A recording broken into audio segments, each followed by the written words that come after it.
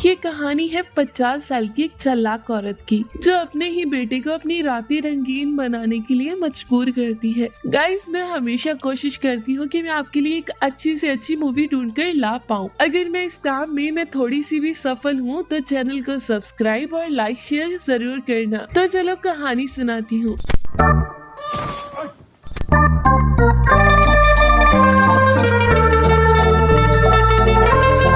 कहानी शुरू हुई डेनमार्क सिटी के लस ग्रीन एरिया के जंगलों से, जहाँ एक फैमिली पीटर, एनी और उनकी 2 ट्विंस बेटियां रहती थी। पीटर प्रोफेशनली एक टॉप क्लास सर्जन था और वहीं एनी एक लॉयर थी जो स्पेशली माइनर्स के लिए फाइट करती थी और अपने इस काम के लिए वो सिटी में काफी फेमस थी। ऊपर से इतनी परफेक्ट दिखने वाली इस फैमिली में एनी खुद को बहुत अकेला समझती थी। तभी हम चार्ली को देखते हैं जो एनी की बेजान जिंदगी में रंग भरने आ चुका था। चार्ली के आने से एनी की दोनों बेटियां उसे वेलकम गिफ्ट में कीचेन देती हैं, जो कि शायद चार्ली को पसंद नहीं आया क्योंकि अगले दिन वो कीचेन एनी को घर के बाहर मिला। पर एनी यहाँ सोचती है कि शायद ये गलती से गिर गया होगा, तो वो उसे वापस करने चार्ली के रूम में जाती है जहाँ उसे एक 18+ बुक मिलती है। तो एनी चार्ली से पूछती है, क्या मैं जान सकती हूँ तुम इससे क्या पढ़ रहे हो? जिसपे चार्ली एकदम डर जाता है, पर एनी वहाँ पर मुस्कुराते हुए उसे वो बुक वापस दे देती है। कुछ दिनों बाद एनी जब अपने ऑफिस से घर लौटी तो उसने नोटिस किया कि घर पर चोरी हो गई है, जिनमें वो कीचेन भी शामिल था।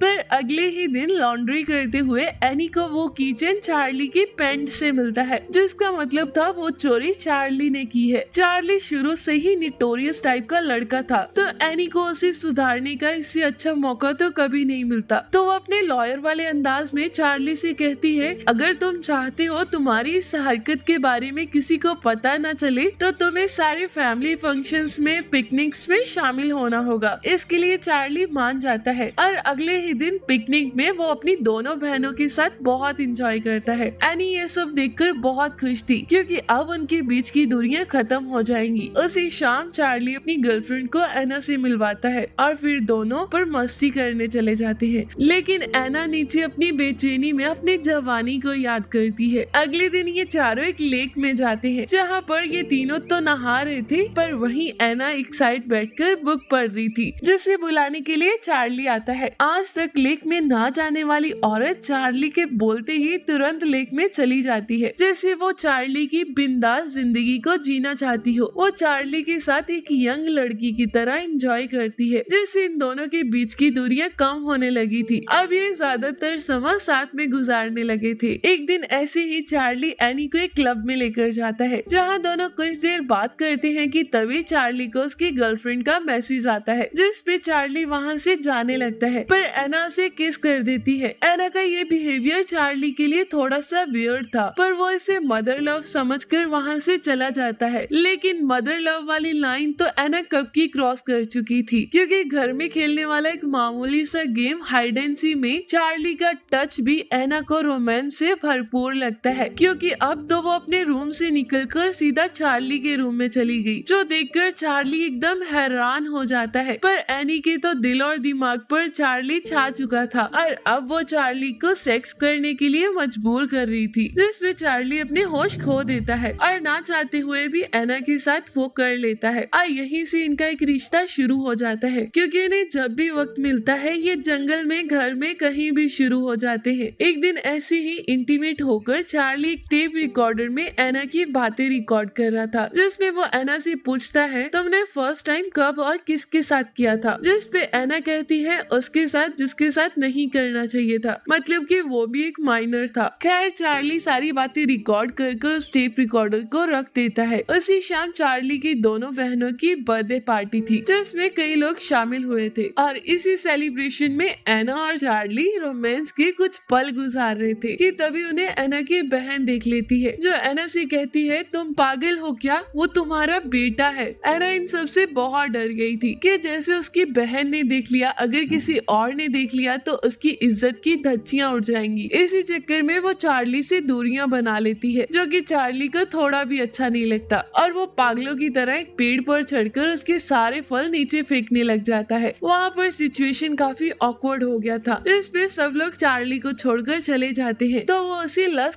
ग्रीन जंगल में चला जाता है, जहाँ उसे मनाने एनी जाती है और उसे समझाकर वापस ले आती है, जहाँ पीटर डिसाइड करता है कि वो चार्ली के साथ कुछ टाइम स्पेंड करेगा, जिसके लिए दोनों ही जंगल चले जाते हैं। वहीं एना अपने घर पर अपनी बेटियों को क्वीन ऑफ द हार्ट की स्टोरी सुना रही थी, जिसमें क्वीन का कैरेक्टर बहुत जालिम था। वो गलती करने वाले को सीधा मौत की सजा सुनाती है। ये हमें अगले ही दिन पता चल जाता है। जब पीटर और चार्ली जंगल से वापस आते हैं तो पीटर का बिहेवियर कुछ बदला बदला सा था, जो देखते ही एनी समझ गई थी कि चार्ली ने उसे सब कुछ बता दिया है, जिस पे वो पीटर को कन्फ्रंट करती है कि चार्ली ने तुम्हें जो भी बोला है वो सब झूठ है, और अगर तुम्हें मुझ पर भरोसा नहीं तो मैं अभी के अभी इस घर को छोड़कर चली जाती हूँ। जिस पे पीटर एकदम कंफ्यूज हो गया था कि वो किसकी साइड ले। इसमें एनी अपने लॉयर वाले अंदाज में हुक्म का इक्का फेंकती है और वो चार्ली से कहती है कुछ दिनों पहले जो चोरी हुई थी वो चार्ली ने की है। जो सुनते ही पीटर एनी पर भरोसा कर लेता है और चार्ली के एकदम खिलाफ हो जाता है, क्योंकि वो शुरू से ही एक नोटोरियस टाइप का लड़का था। जिस पे पीटर चार्ली को एनी से माफी मांगने को कहता है, पर चार्ली ने कोई गलती नहीं की थी, इसलिए वो एनी के मुंह पर थूकर वहाँ से चला जाता है। अब इतना सब होने के बाद पीटर डिसाइड करता है कि वो चार्ली को बोर्डिंग में डाल देगा और अगली ही सुबह से छोड़ने के लिए चला जाता है। और वहीं एनी ने भी सारे सबूतों को मिटा दिया था। लेकिन कुछ दिनों बाद चार्ली अपने बोर्डिंग से भागकर सीधा एनी के पास जाता है, तो एनी उसे कहती है तुम एक माइनर हो और तुम्हारी बातों पर कोई भी भरोसा नहीं करने वाला, और मैंने सारे सबूतों को भी मिटा दिया है। जिस पे निराश चार्ली शाम को अपने डैड पीटर के पास जाता है, पर एनी उसे वहाँ से भी भगा देती है। चार्ली चारों ओर से एकदम अकेला पड़ गया था, तो वो फिर से उसी जंगल में चला जाता है, जहाँ ठंड और भूख के चलते चार्ली की मौत हो गई थी। पर अब पीटर को समझ आ गया था कि एना ने उसे अपने मतलब के लिए इस्तेमाल किया है। वो चाह के भी एना को छोड़ नहीं पाया, क्योंकि एक बार फिर से उसकी फैमिली उससे दूर हो जाती। आज वो लोग ऑस्ट्रेलिया चार्ली की मॉम के पास जा रहे थे, जहाँ दोनों बहनें और पीटर चार्ली को खोने के गम में खोए हुए थे। वहीं एना के चेहरे पर कोई दुख नहीं था और मूवी यहीं पर एंड हो जाता है। आपको ये कहानी कैसी लगी कमेंट करके जरूर बताना। Thank you for watching.